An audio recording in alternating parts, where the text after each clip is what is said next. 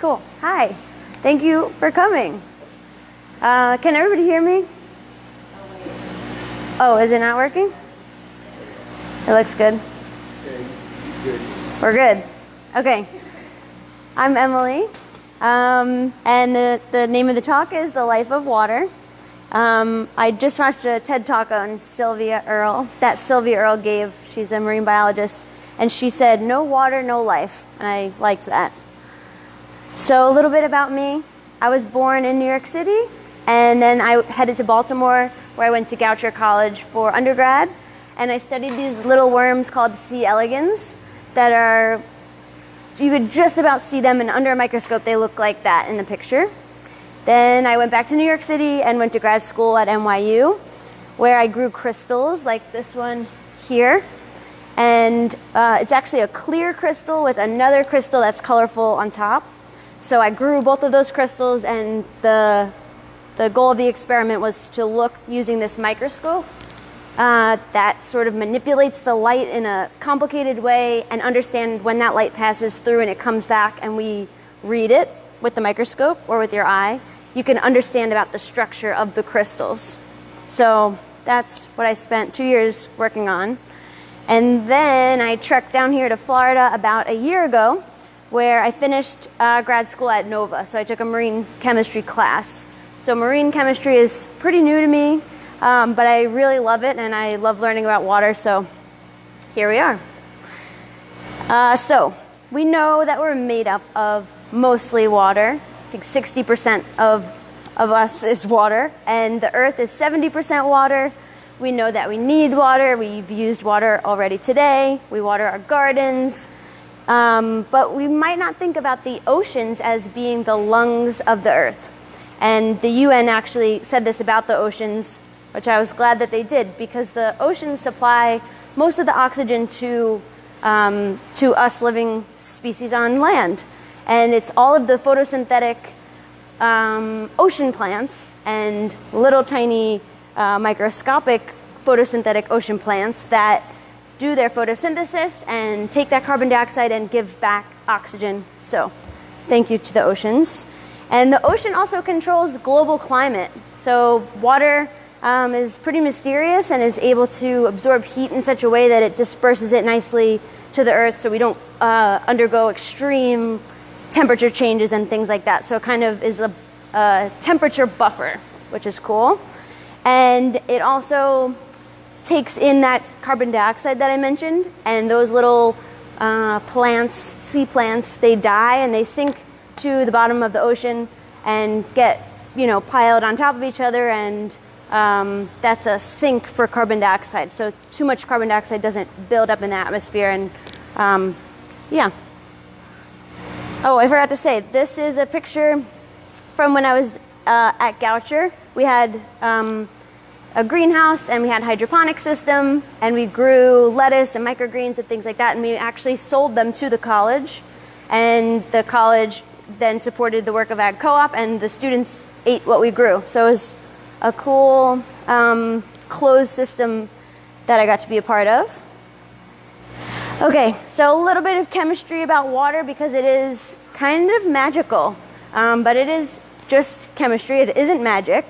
The way that oxygen forms its bonds with the two hydrogens. So we know H2O, there's an oxygen and two hydrogens. And the oxygen has two of its arms out grabbing both of those hydrogens. And so those bonds there are squished to the bottom of the oxygen like this. And then the oxygen has these other hybridized orbitals, which we don't have to go into too much, but just know that there's a lot of negative, leftover negativity, or electrons at the top there. And those big clouds of electrons, you can kind of see here. Can I point? Oh yeah, right here, create a negative charge on the top of the molecule. And then those hydrogens are kind of positive. So water molecules are little dipoles. They have a negative and a positive end. And this lets them interact with each other and form hydrogen bonds. So if you ever saw like a water droplet compared to some other fluid, you might notice that the water droplet piles onto itself. like you can drip onto a penny and get it to come up really high, and that's because on the surface there's all those extra hydrogen bonds that are that flop down and kind of create this, like, well, it's surface tension. That's what it's called. They also form clusters, so we shouldn't even think of water as individual molecules, but more of like a community of water molecules, and they kind of like are in a big cluster. It's called a flickering cluster model, which I had just learned about at Nova. I'd never thought of water like this, but that's what's shown here. These like clusters, water kind of, some of them will be by themselves, and some of them will form a little community with other water molecules, and then they'll flicker back and form big conglomerates. So lots of cool properties of water that are unique to water and not other liquids. So how are we affecting water? So we know we need it. It's this really cool magical stuff. It is not looking good, let me tell you that. So we have a rap sheet here of all of our offenses as humanity. And without getting too doom and gloom, we have a lot of ways that we as humans pollute the water, whether that's our sewage, that's either raw and gets into our groundwater or oceans, or treated sewage that, you know, even after it's treated, then it's introduced into the ocean. There's also chemicals from industry that, whether legally or illegally, they end up in groundwater. So maybe they dump them behind the warehouse, or they are spilling them into the river. Maybe they have rights to do that or not. It's a little bit fishy, but some of those persist in the environment and stay in the water. There's also other chemicals that are added by humans, like chlorine to disinfect, and fluoride into the water. We know about plastics in the water, that great Pacific garbage patch, and all the little microplastics that break off. What else? There's landfill leachate. So we'll show pictures of this in a second, but water goes through the landfill. It gets all the chemicals from all the garbage and then can leach into groundwater. Radioactive waste, oil spills, there's a lot here. But we're also affecting the oceans by warming the planet. So with that, the ocean temperature increases a little bit, and that affects what's dissolved in the water. That affects the whole water chemistry, even if it's just by a little bit. Also, the water table is rising, can contaminate aquifers and some of the groundwater. And then lastly, and maybe most interestingly, or maybe at least it's new to me, was the acidification of the oceans. Has everyone heard about that? You have. You guys are so good. I never knew about this. So increasing carbon dioxide in the atmosphere acidifies the ocean, and it's detrimental for coral reefs and lots of other marine life. So some details about our pollution that we have going on here. We know about the pipes breaking in Fort Lauderdale, and over 210 million gallons of water, some of it raw sewage mixed with groundwater, then is creeping into the canals and the intercoastal, gets into the ocean. And this is also maybe made worse, or like our pipe issue is getting worse because the water table is rising a little bit and the ground is more soggy where those pipes are, and so that's making the corrosion happen faster. So everything is connected. And then there's also the treated sewage, which, being new to Florida, I didn't know that there are these big outfall pipes under the water on the coastline that spew out all of the treated sewage. Did you guys know about this as well? Horrible. Yeah, I didn't really realize, but apparently there's reductions coming by 2025 that they will all be gone. Well, the Senate made them do that. The Senate did. Oh. They wouldn't have done anything. They wouldn't have, yeah, because it's a tricky issue, because I try not to blame like cities or industry for pollution, because it is hard to deal with, but we have to, people making the decisions have to think about it. So yeah, so those outfall pipes are the treated sewage, and there's these nutrients from our waste as humans, essentially the building blocks for algae and things like that. So they bloom. You can see that all those fish are like right there trying to eat up the little nutrients or the building blocks, but it's harmful for coral because it just disrupts the homeostasis in a marine environment like that. Okay, so also pollution from industry. So New Jersey is the state with the most Superfund sites, I think, but Florida has quite a lot of them as well, and a lot of them are down here in South Florida. These green dots are Superfund sites. So when I first learned about Superfund site, I was in environmental class, and I was just in purely chemistry, and I hadn't taken anything in environmental. And I thought they were saying Superfund sites. And I was like, wow, a Superfund site. It is the complete opposite of that. It's an environmental hazard, something like a gas station that didn't take care of its oil tanks or whatever underground. Now that area is classified as a Superfund site. And so it's a hazard to the environment, hazard to the health of the people living around there. Yeah, so green are the Superfund sites. The black things, or black dots, are hazardous facilities. So in the same category there. And then there's also that phosphate mines, those phosphate mines up, I guess, near Tampa, which we'll talk about runoff from them in a second. But the point why I wanted to point out the Superfunds was that Florida, as we know, the whole state has the aquifer system underneath, and so those Superfund sites, all of the chemicals leaching into the earth as water tables rise, and just as rain happens, those chemicals can leach into our fresh water source right below the Earth's surface. So things to think about. Some examples that maybe people remember or have heard about or learned about are like Love Canal up by Niagara Falls, where I think it's the Hooker Chemical Company, and from 1942 to 52, they just dumped barrels and barrels, 22,000 tons of waste from making rubbers, from making defoliagers, the herbicide that takes the leaves off of plants, really nasty chemicals, and all the waste, they buried it in this clay pit. And then they put some clay on top, and they sold it to the school board for $1. And then the schools up there, they built schools around it. There was a playground. And then in the 70s, a lot of really scary health issues started to bubble up. And so yeah, that's the story with Love Canal. But have you guys heard about Love Canal? Probably. Yeah. Okay, some movies and documentaries I watched recently about DuPont and the C8 Teflon chemical issue. The Devil We Know and Dark Waters. I would suggest watching them. It gave me a good idea of how it happens, how industry and government and then lawsuits kind of the flow of how that could happen. So a farmer downstream from a DuPont chemical manufacturing facility noticed that all of his cows were dying and their teeth were turning black.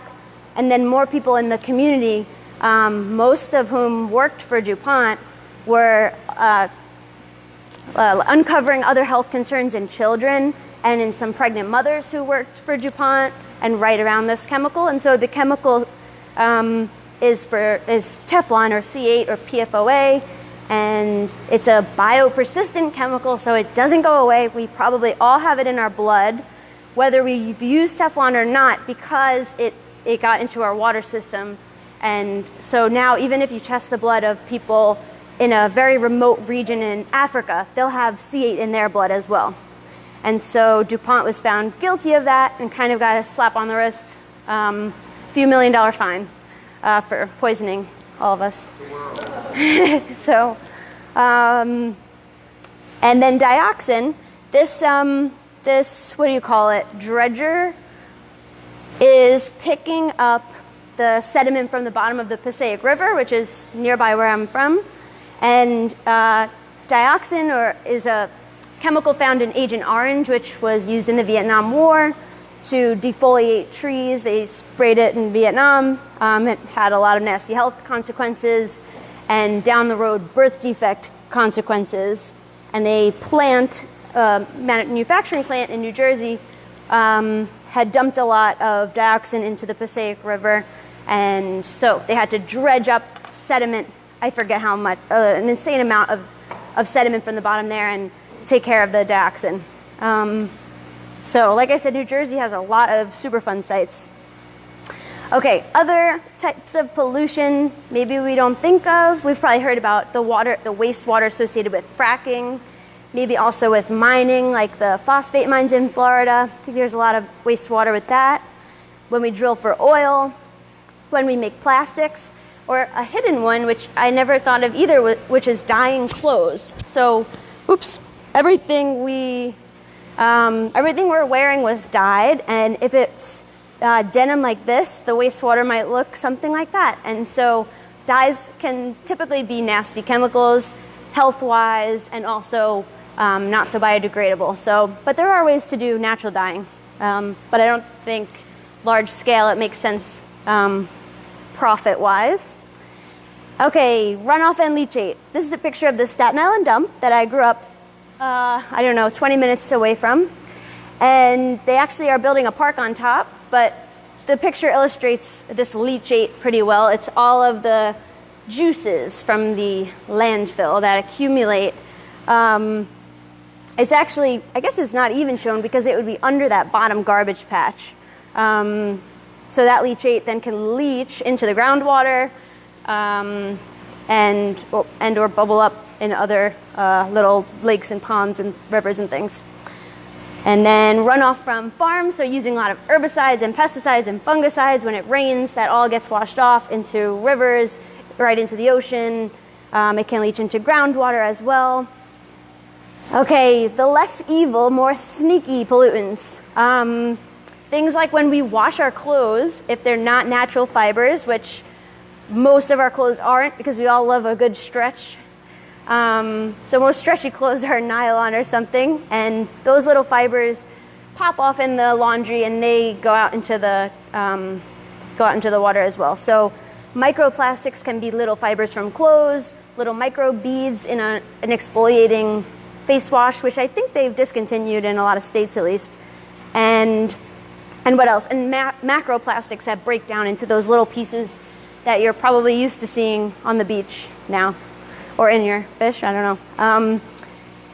Also things like pharmaceuticals, another sneaky pollutant. So putting a pharmaceutical down the drain, like flushing it down the toilet, or even as it gets through our body and we expel it naturally, pharmaceuticals can end up in water, in groundwater, and then in our drinking water or in the ocean. There's actually a really interesting way that this was found to be illustrated in Tampa, where I think it was alligators. So there's a big university and there's a water nearby that all the treated wastewater is let into, like those pipes that we saw. And the alligators in the river were all turning female. And yeah, and I couldn't find the exact source, but I did learn it in a course at NYU. So I'll have to reach out to the professor and get the paper because it's fascinating that those alligators, we know that amphibians,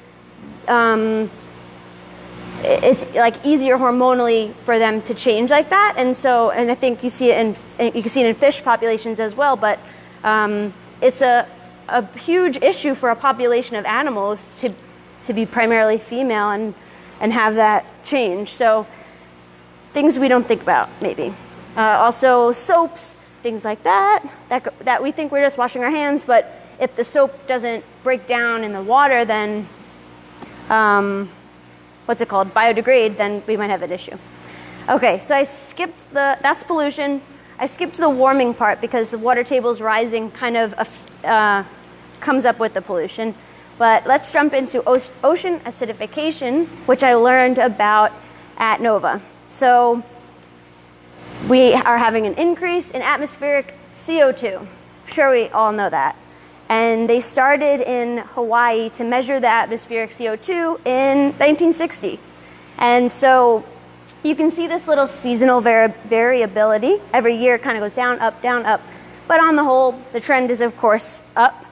And if we drill down into ice cores, So in Antarctica, you could drill down 400,000 years, which is crazy to me that we can figure out about what our atmosphere was like that long ago. But we find out that sometimes the CO2 in the atmosphere was pretty high, then it drops down, high again, drops down. So there's variability over 100,000 years. But since the industrial era in whatever, 1900, we've seen a huge spike in CO2. So I know some people think like, well, things in the atmosphere change over, long periods of time, but we definitely are influencing the CO2 spike. And I really liked this political cartoon. So the polar bear says, fossil fuels, global warming, rising seas, what next? And the polar bear, whose legs are completely, eaten off, says acid levels. So, yeah, something that I've never heard about until pretty recently. So, how does CO2 in the atmosphere affect the ocean being acidic? So maybe you're familiar with the pH scale, things that are acidic like lemon juice, things that are basic like soaps. And so when things are very acidic, they have free hydrogens. So these hydrogen H+, there's a lot of them in the solution, and that's what makes a solution acidic. So when carbon dioxide in the air, there's this flux with the water, and then it's dissolved in the water. And when it mixes with water and reacts with a water molecule, we get carbonic acid, H2CO3. And the more carbon dioxide, the more H2CO3 gets made, or bicarbonate. And that bicarbonate has two acidic hydrogens. Acidic meaning they pop off really easily, and now they're in solution, and now the solution is acidic. So that's the chemistry behind it. If anyone asks, now you know. And we can see this data correlates pretty nicely. So as partial pressure of CO2 increases, the pH of water at various temperatures also decreases on the pH scale, which means the acidity increases. And we can see for a pretty long time, like, I don't know, in 1600 BC and a decent time after that, we were at around 280. And then I forget, in the early 2000s, I think there was like, oh, we shouldn't reach 400, but it's looking like we're going to surpass 400 microatmospheres, the partial pressure of carbon dioxide. So why do we care about ocean acidification? That is because CO2, as you can see there, when it gets into the water and it pops off those hydrogens, now the water's acidic, and it drives the creation of CaCO3, so calcium carbonate. And what kind of things rely on the sensitivity of this carbonate? Corals, yes, thank you. And so the effect on coral is not so good. There's the calcification of CaCO3, the calcium carbonate, but with more CO2 in the water, and obviously there's water in the ocean water, CO2 and ocean water and CaCO3 lead to the dissolution or the dissolving of that skeletal structure. So here's a paper. I forget the stats on coral reef, how many coral reefs are dying, but it's staggering. Especially down here in South Florida, where we rely on the coral reef to protect a lot of marine life.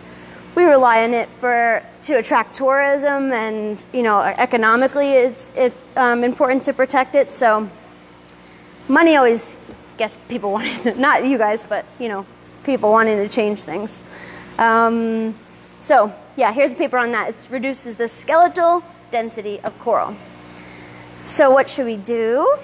This is an illustration from the New York Times that I liked, because this was another thing that I didn't realize, that eating more plant-based has more of an impact on your carbon footprint than a lot of things that I thought were important, like, I don't know, turning the lights off or something like that. That might not be as important as if you skip meat just one day a week. So every pound of beef, or no, not every pound, every serving of beef the carbon footprint of that is 6 pounds of carbon dioxide, because the cows have to graze on a lot of farmland, and that farmland has to be watered and cared for, and there's a lot of greenhouse gas emissions associated with all of that. So 6 pounds of carbon dioxide per serving of beef versus a plant substitute, say like a veggie burger, would be a half a pound of carbon dioxide. So just one meal or one day could really decrease your carbon footprint.